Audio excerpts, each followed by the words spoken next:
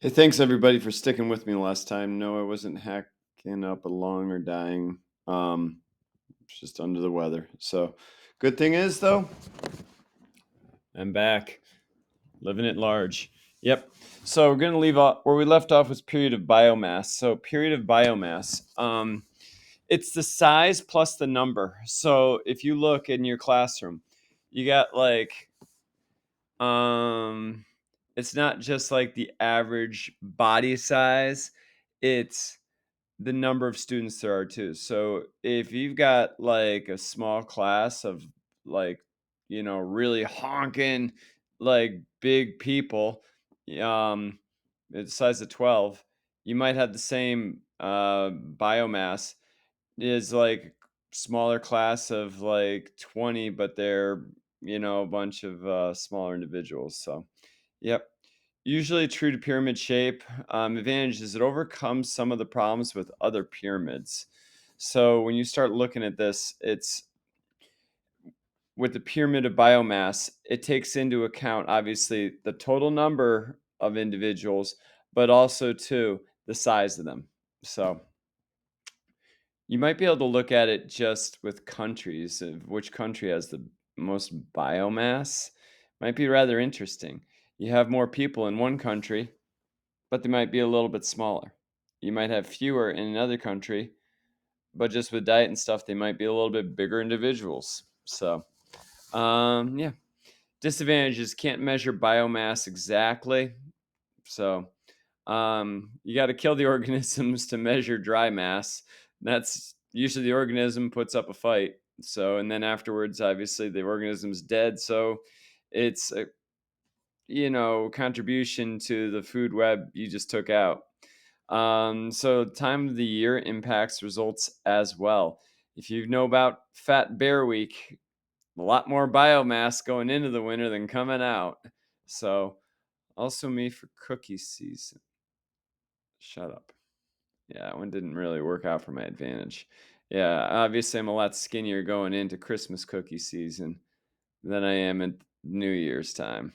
So can be the same biomass but different body type. So obviously you could have like somebody who's like in our school, Mr. Munoz. Mr. Munoz is very like in good shape, very muscular. All right, he could have the same biomass as someone who's a little bit balder, a little bit chubbier. Maybe he's got more facial hair. So me and Mr. Munoz might have the same biomass. Difference is this is probably healthier. So, yep, just snapshots. So again, it's a snapshot in time. It doesn't give you the whole picture. Pyramids of productivity show rate of flow of energy. So pyramids of productivity are down here on page 73. Um, they're not they show rates of flow of energy over time. Let's see if we can get another picture of these a little bit better. Supermarket analogy, we'll get to that. Yeah. So, they show over time, which tends to make things a little bit better for analytics, I feel like. It's not just a snapshot of one moment. Of course, with the snapshots, you can kind of add them up over time and see and just compare. But with the pyramids of productivity, it shows it for you. So, what is the second law of thermodynamics? You're gonna have to look that one up. All right, put it in your own words too. Don't put it in like a Google definition. You ain't gonna remember that anyway. Supermarket analogy: Whole Foods market versus other supermarket, which have a greater pyramid of productivity. So the thing I talk about this with, if you look at marketing right now, most supermarkets have got 30 in the United States. We're living up to our stereotype for this one. We have 36 aisles, and most of it is crap in the center that you literally do not buy or you buy every once in a while. So the thing is, it just sits there on the shelf and it takes up space. Now, look, if you're a businessman, something that comes in that you had to purchase and takes up space on your shelf and you don't sell for 6 months, that means that your money is just sitting on the shelf collecting dust and is not earning you any gosh dang money. So even if you bought it for 50 cents and sell it for a dollar, that means it took you 6 months to basically use your 50 cents to double your money. That's not in the business world, does not equate to anything good. So what a lot of stores are starting to do is go smaller but keep the turnaround a lot faster. So instead of that product that you bought for 50 cents and sitting around for 6 months, you're only going to buy a few of them, and it might sit around for maybe 6 weeks, all right? But that way your money is turning over a lot faster and it's earning you more money. So the idea is to go away from certainly like big old Walmart supermarts to like no, a little smaller store, a little bit niche, a little bit tighter, a little bit like keep that flow going, on demand ordering. So you're always getting, and the other thing about that is like if you're in a situation like Whole Foods, it's a smaller market. Your store with that turnaround, it always looks fresh. So even if you were in there like 2 weeks ago and you come back in, it's gonna have like a little different look to it, which is good. It means that it gets the mentality of the customer that things are looking fresh and tight. All right.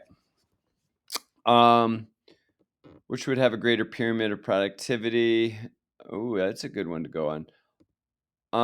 Only on average, 10% of energy is passed on. Oh shoot, I put that in the notes later too. So that's actually really important right there. So when you start seeing these food webs, when they go like like a pyramid, only 10% of the energy is passed on just because most of it is lost with respiration or taken up with respiration. Advantages. This is the most accurate. Compare ecosystems of energy flows. So, yep, no inverted pyramids that go like, yep, nothing along that nature. So that's a good thing. Solar radiation can be added in. Not a real big one on that one. I just don't really comprehend it as well. Hey, my weakness, but hey, it is what it is. Disadvantages, difficulties, and complex to collect data. Species can only be in one trophic level. So you know how you can jump trophic levels? Like for us as human beings, do we eat cows? Yeah, most of us anyway. Um, but can we also live off of wheat? Yeah, we can too, which is basically grass. So we're on multiple levels, man. Um, you are what you eat. Relate this to the food web. Ooh, biomagnification. Relate this to the food you eat. So yeah, tell me about that. Who's more at risk, primary producers or top carnivores? Oh, yeah, if you're listening to this, it's top carnivores. All right. To do questions on page 75. Well, let's get to 75. Oh, over here to do questions. Yeah, they're the ones right here. All right. How many trophic levels are in this food web? I'm going to go with, let's see, we got one type of fish, two types of fish, three. Oh, yeah. And then we got down here the phytoplankton that they eat. Plankton. Yeah, let's see. So we got plankton, then we got a type of fish, another type of fish, and then we got carnivores up here. So I'm gonna say we got 4 levels. Sounds about right. All right. How many times more concentrated is the DDT in the body of the cormorant? Gotta move this over here. Then the water. Explain how this happens. So look at DDT levels down here. Water. Deep. Okay. Now let's look at that cormorant. Where'd that cormorant go? Ha ha. Dang. Crap ton. All right. Um. Oh yeah. How does this happen? Because the fishies eat all the plankton, right? Which is just got bioaccumulation, so it absorbs anything that's in that plankton, and then these fishies get eaten by these fishies, so it accumulates even more, and then the cormorant goes and it eats that big fishy. So yeah, and so it bioaccumulates even more. So yeah, in which species does bioaccumulation occur? Bioaccumulation occurs with the plankton, actually. In which species does biomagnification occur? With all of them, but really with the cormorant. So, yeah, there you go. All right. Here's a sad story for you to Disney won't pick up. Sorry, Disney, don't sue me, Mr. Mouse. Minamata Bay, Japan. So there's this corporation, the Chizo Corporation. This is around before World War II and after World War II. So it had a factory that made fertilizers, plastics, just about anything that you could sell using petrochemicals, which, if you know the first word in that word, petro, you know that means oil. Good old dirty business. Also dumped mercury and methyl mercury into wastewater, into water that went to the bay. So you got like the byproduct of making all these like wonderful things out of petrochemicals was that you had excess like mercury and methyl mercury, which is dumped into into the wastewater, went into the river, went into the bay, and then all the bacteria in the bay ate the accumulated that mercury. Oh yeah, did you know the mercury is a poison? Um, Look up Mad Hatter if you want. And as the bacteria accumulated that mercury and that poison, then the shrimp ate them. And then it biomagnified. And then the fish that ate the shrimp. Yep. And then you had the people that ate the fish. So the mercury just went much more concentrated than otherwise. So, yeah, biomagnification.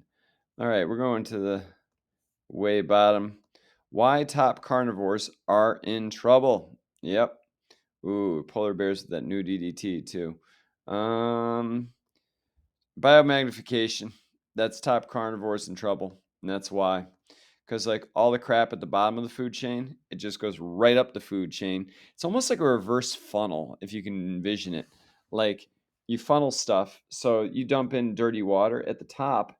It's got a lot. It's got a lot of water to mix in with the dirty, and then as it starts going down, that dirty just gets more accumulated. So, yep. So that's a problem. All right, biomagnification, talked about that. The top carnivores. The new DDT, PBDE, polybrominated diphenyl ether, made in the USA. Yep, America. Used in the 90s as flame retardant. So they'd use this on wires, they use this on car seats.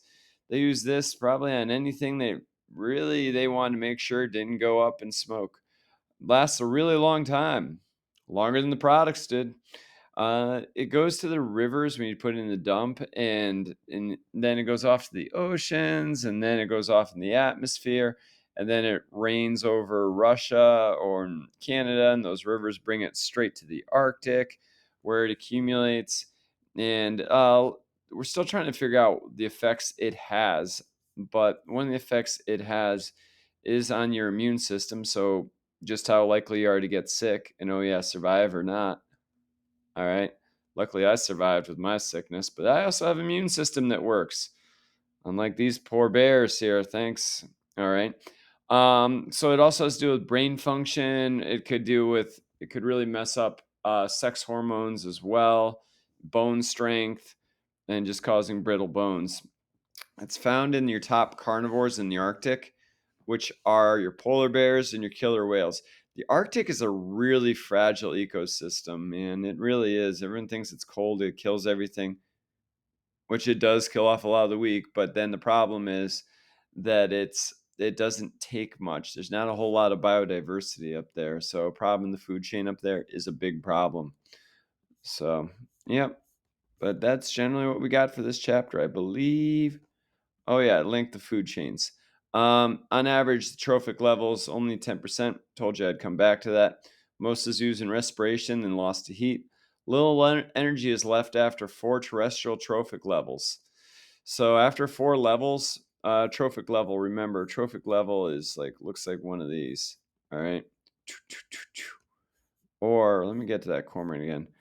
This is like a trophic level, that's a trophic level, that's a trophic level, and that's a trophic level. After 4 of them, very little energy is left.